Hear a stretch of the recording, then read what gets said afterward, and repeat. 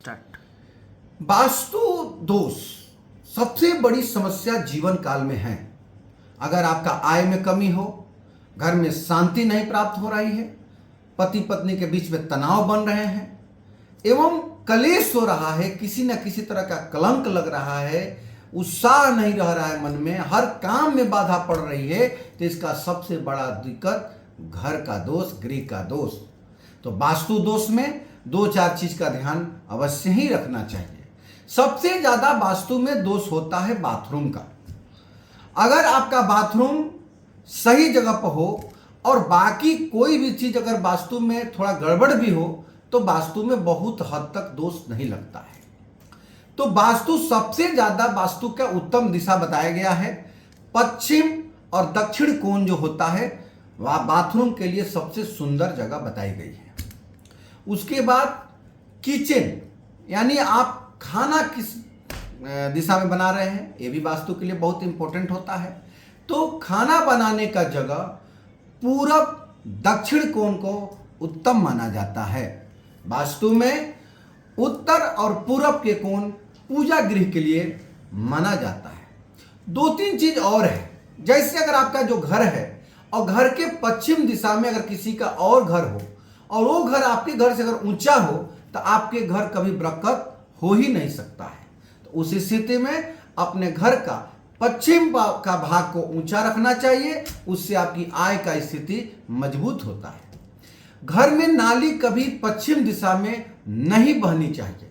आप कोशिश करें कि उत्तर या पूर्व में बहाएं, उससे आपको बहुत ज्यादा हद तक लाभ प्राप्त होगा। एवं वृक्ष कौन सा लगाएं, ये एक सबसे बड़ी समस्या आती है कि घर के कैंपस के अंदर में वृक्ष कौन सा लगाएं। तो कांटेदार वृक्ष में बहुत हद तक निषेध माना गया है।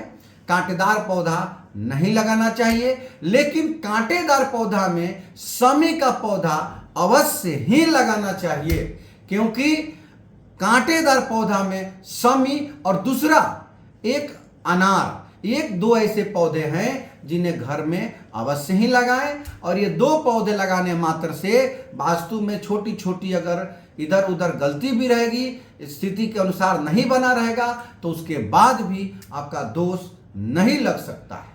अब शमी पर बहुत सारे प्रश्न आते हैं कि शमी की गांच किधर लगाएं, किधर नहीं लगाएं। तो शमी का गांच हमेशा जो भी व्यक्ति अगर अपने घर से निकलते हैं तो दाहिने भाग में पड़ना चाहिए और कोशिश करें कि आते समय भी दाहिने भाग में पड़ना चाहिए। तो उस स्थिति में घर के मुख्य दरवाजे के दोनों तरफ में शमी का गांच अवश्य ही लगाना चाहिए। दूसरी बात, शमी जो होता है शुभ माना गया है। कोई भी बढ़िया यात्रा करने के दौरान आप शमी का दर्शन करके जाते हैं, उस दिन आपका कार्य सही होगा, सुलभ से होगा। एवं सही शमी में भगवान विष्णु का वास होता है और शमी इसीलिए भगवान शिव का भी प्रिय माना जाता है। तो शमी का जिस घर में होना शुभ में भी महाशुभ है। इसके बाद अगर आपका शमी में पुष्प आ गया और उस पुष्प को अगर आप प्रति दिवस भगवान शिव को अर्पित करते हैं तो आपके घर में कभी भी धन का एवं अशांति, कलेश और किसी तरह का नकारात्मक ऊर्जा आ ही नहीं सकता है। कोई रोगी नहीं हो सकता है। सारे लोग निरोग और सुखी आपका गांव घर में बने रहेंगे और आपका घर खुशी और उत्साह से सब दिन भरपूर मात्रा में परिपूर्ण रहेगा। हर हर महादेव।